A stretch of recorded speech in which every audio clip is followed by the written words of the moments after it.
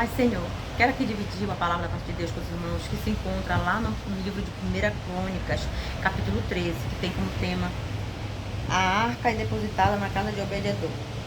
E já aqui no versículo 14 diz assim: assim ficou a arca de Deus com a família de Obed-edom 3 meses em sua casa, e o Senhor abençoou a casa de Obed-edom e tudo quanto tinha. Mas eu quero voltar um pouquinho lá para o começo. Como foi que ela nasceu? A Arca da Aliança nasceu. Ela nasceu naquele tempo que o povo saiu lá da terra do Egito. No trajeto, né, que veio, que o pessoal estava vindo lá da terra do Egito para a terra de Canaã, a terra prometida. E o Senhor, lá no livro de Êxodo, capítulo 25, o Senhor deu instrução para Josué, para Moisés fazer a arca, né, para colocar as 2 tábuas com os 10 mandamentos, mais a vara de Arão e mais o maná. Que isso, dentro da arca, representava a presença viva do Senhor no meio do povo dele, né? Aquele povo era muito numeroso, era um povo muito grande, era dividido em 12 tribos, né? E Moisés era da tribo de Levi, e ele contratou, lá no capítulo 37 diz, né, que ele contratou um artesão da tribo de Judá para fazer a arca. Do jeito que o Senhor pediu, que era de madeira, acácia, revestido por dentro e por fora com ouro puro, ouro maciço, né? E assim foi feito, do jeito que o Senhor pediu, para colocar justamente as tábuas, a vara e mais o maná, que representava o Senhor no meio do povo dele, né? E assim foi feito do jeito que o Senhor mandou, e assim eles tinham o Senhor lá, com presença viva lá no meio deles, eles reverenciavam a presença do Senhor, né? Temiam, eles tinham, obedeciam, né? A presença do Senhor viva lá que estava junto com eles, por onde eles iam, a presença do Senhor ia com eles, né? E aí chegaram lá, o povo que saiu lá da terra do Egito, o povo com mais de 20 anos, né, não chegou na terra prometida. Só com mais de 20 anos, só quem chegou foi Josué e Caleb. Quem chegou na terra do Egito, na terra prometida, na terra de Canaã, foi só o povo que saiu com menos de 20 anos do Egito, que foram os filhos já dos mais velhos, né? Foram os filhos com menos de 20 anos, que chegou na terra prometida. E mais os filhos, as crianças que nasceram pelo caminho, né? Chegaram na terra prometida, né? E Josué e Caleb. E a arca ficou no meio deles lá, e eles tinham muita reverência, né? Tinham muito amor, reverência e respeito pela presença do Senhor, né? Que a arca representava. E um detalhe, né? Que a arca ela era só poderia ser manuseada por um levita, né? Um levita da linhagem de Coate, né? Os coatitas. E assim era. Ficou no poder de Moisés, já de Josué. Aí Josué faleceu, depois faleceu de velhinho, né? Faleceu velhinho. Aí ficou os outros anciões. Aí depois os outros anciões foram falecendo, né? E aí o Senhor levantou um juiz, o sobrinho de Caleb, como juiz, o Otiniel, né? Otiniel, como juiz. Aí ficou tomando conta da arca e do povo, né? Para o povo não sair dos caminhos, né? E aí ficou assim, né? E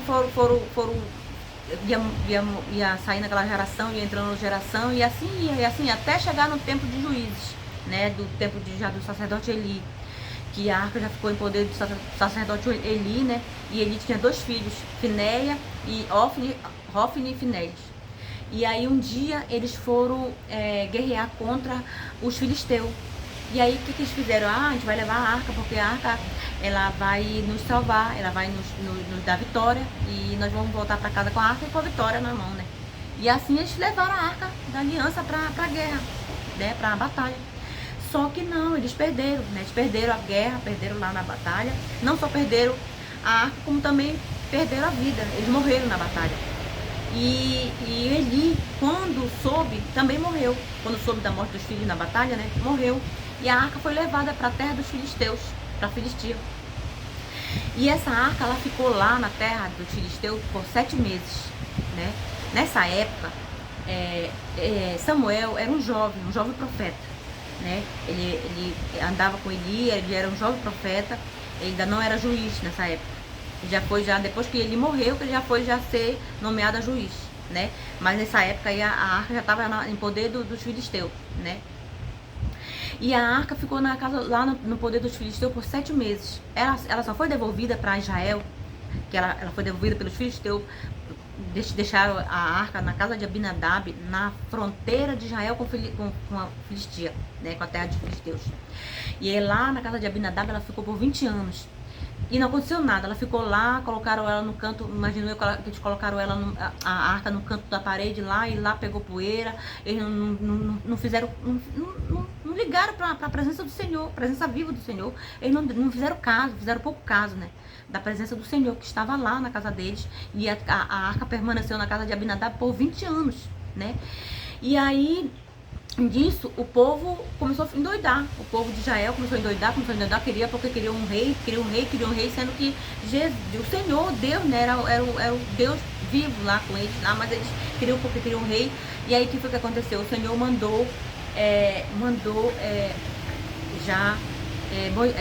Samuel, que já era juiz, né, já era um recém-juiz, mandou o juiz ungir, né, o Saul.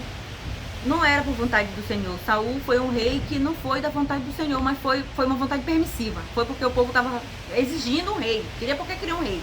Aí o Senhor foi e levantou Saul para ser um rei, né? E Saul foi, eu acho que as pessoas conhecem a história que aconteceu, né? Que Saul foi muito prepotente, Saul era muito desobediente, Saul fazia as coisas da cabeça dele, o Senhor mandava ele fazer uma coisa, ele fazia outra. E aí o Senhor foi desagradando ele, tirou o espírito dele de Saul, né? Tirou a presença dele de Saul e mandou Samuel ir lá na casa do pai de Davi, na casa de Jessé, ungir Davi, né? E aí passou-se muito tempo, muitos anos até Davi sentar na cadeira de rei, passou-se muito tempo, né? E nesse tempo que passou, né, Saul já era rei, mas já não estava mais, não tinha mais a presença do Senhor na vida dele. Já estava um rei por conta lá, né? Porque o Senhor mesmo já tinha ungido Davi para sentar no lugar de Saul, né? Que Davi foi uma pessoa escolhida mesmo pelo Senhor. Ele ia sentar na cadeira de rei, como sentou, né? Escolhida mesmo por vontade permissiva. Vontade do Senhor, não foi vontade permissiva, foi vontade mesmo do Senhor, que o Senhor se agradou de Davi, né? Da humildade, né? Da humildade, da fé de Davi, né? E assim, né? Assim aconteceu. Quando Davi já foi nomeado a rei, né? Que Saul morreu e Davi já foi rei, Davi sentiu no coração de querer trazer a presença do Senhor para perto dele, para Jerusalém, né? Para a cidade de Davi, que ficava em Jerusalém. E aí ele sentiu vontade, ele conversou com os anciões, né? Entraram lá num consenso de trazer a Arca da Aliança para perto, porque ele queria a presença do Senhor para perto. E apesar que ele sabia que o Senhor estava com ele, mas ele queria a presença perto, ele queria a arca perto, que a arca representava a presença do Senhor viva no meio do povo, né? E assim, só que ele quis tanto, e o Senhor queria também, né? Mas não da forma que a intenção dele era boa, ele trazer a arca para perto dele, né? Para perto do povo, né? De Jerusalém, lá, onde ele morava, né? Lá na cidade de Davi. Mas ele trouxe da forma errada. Ele foi na casa de Abinadab, trouxe num carro de boi, né? Era um carro novo, mas de boi. E não era dessa forma. Era a presença do Senhor, ela tem que ser reverenciada, ela tem que ser, né? Tudo com ordem e decência, não é nada, né? Não pode ser de qualquer jeito. E o Senhor já tinha estabelecido aquela lei, né? Que só quem podia carregar a arca era um levita, né? E não podia tocar na arca. Quem tocasse na arca ia morrer na hora, porque era a presença do Senhor viva lá, era a presença viva, né, do Senhor naquela arca. E aí foi isso que aconteceu, né? Davi foi buscar na casa de Abinadab, no caminho e trouxe no carro de boi, né, a arca, trouxe da forma errada, e no caminho o carro ia virando, aí o Zá, que era filho de Abinadab, segurou a arca para a arca não cair, né? E aí ele morreu na hora, foi um ataque fulminante, na hora ele morreu. E aí Davi ficou muito triste, ficou muito triste, ficou muito revoltado. E aí não deu para levar para a cidade lá, para Jerusalém. E aí ele deixou lá na casa de Obed-edom. Essa arca ficou na casa de Obed-edom até ele achar um jeito de trazer, o jeito certo, né, de trazer a arca para perto dele, né? Ficava lá na cidade de Davi, em Jerusalém. Ficava mais ou menos da casa de Obed-edom para a casa de Davi, para a cidade de Jerusalém ficava mais ou menos 13, se eu não me engano, era 13 a 14 quilômetros. Então, o Senhor queria que trouxesse no ombro, os levitas trouxessem no ombro, com aquela vara que fica do lado assim, né? Que põe assim no ombro, assim, né? Aí vem carregando a arca, pois é, que não pode tocar na arca. Era assim que era para trazer a arca, não era no carro de boi. E aí, quando foi da segunda vez, Davi fez da forma certa. Quando Davi descobriu que a arca lá na casa de Obed-edom, que ficou 3 meses e o Obed-edom começou a crescer, começou a prosperar, cresceu muito rápido e prosperou muito. Aí Davi soube, aí Davi doidou, não, eu quero pra gente Senhor pra cá, porque eu quero pra gente Senhor, eu vou buscar lá. E foi lá buscar a arca do Senhor pra perto dele, né? E aí, da segunda vez ele fez do jeito certo, né? Fez do jeito certo e trouxe a arca lá perto dele. E aí o que eu quero dizer assim, que a presença, que nós temos que, não adianta, não, eu vou fazer dessa forma, porque acho que o Senhor vai o Senhor não, sabe, não é a intenção, às vezes a nossa boa intenção não é a vontade do Senhor, né? Nós temos uma boa intenção, mas não é com reverência, né? Não é de qualquer jeito. O Senhor não quer de qualquer jeito, o Senhor quer com reverência, o Senhor quer com obediência, o Senhor quer com santidade, né? Que nós fazemos as coisas dele com reverência, com santidade, com temor, né? Com temor, com reverência, com santidade, essas coisas. Então, as coisas do Senhor a gente não pode fazer do nosso jeito, a gente não pode fazer do jeito que a gente quer.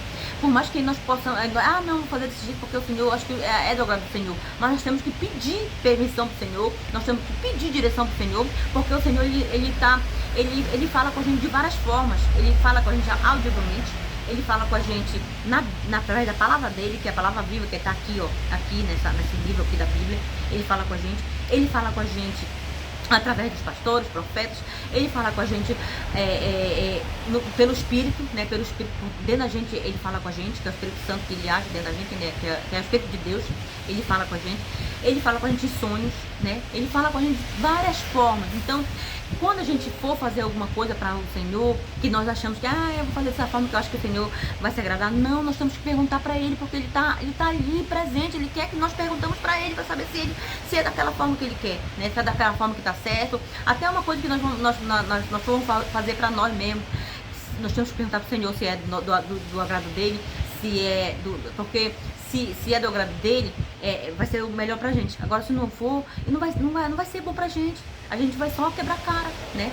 Por isso que a gente tem que perguntar pro Senhor, né? Por mais que aquilo a gente tá, é certo, isso aqui é certo, eu vou fazer é certo, eu acho que é o melhor, é a se fazer, é o certo, mas não é, às vezes não é aquilo que o Senhor quer pra nós.